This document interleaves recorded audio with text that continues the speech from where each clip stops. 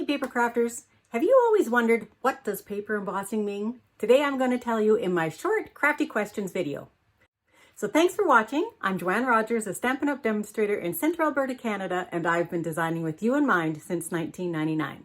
So what exactly does paper embossing mean? And if we look at what the definition is, what it really means is that you alter the surface of something and put it into relief, meaning that you raise it up.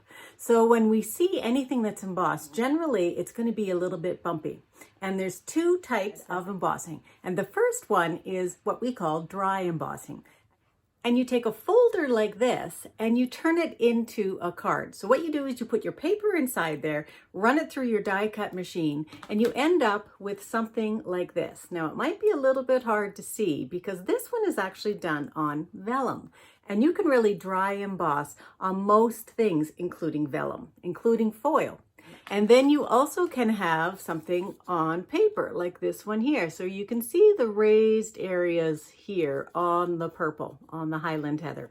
Now the other type of embossing is heat embossing, and that's where you take little bits of powder, put it onto a stamped image, and it doesn't have to be stamped, but that's usually where you see it. Put it onto a stamped image and heat it up, and then what you're left with is a raised surface. So that's what I have here. Is I have some embossing on this one here. You can see the silver, and I also have it in the background where it's been done on an embossing folder.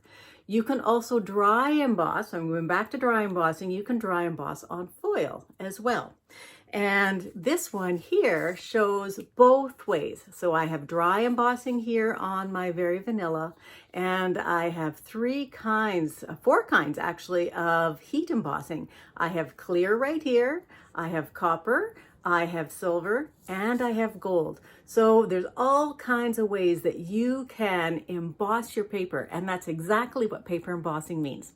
So thanks very much for joining me today. If you have a crafty question, send it to me at joe@designwithjoe.ca, and let's see if I can do another video to answer your question for you.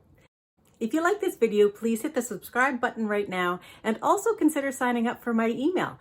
I send out weekly tips and tricks and ways that you can make your paper crafting more exciting.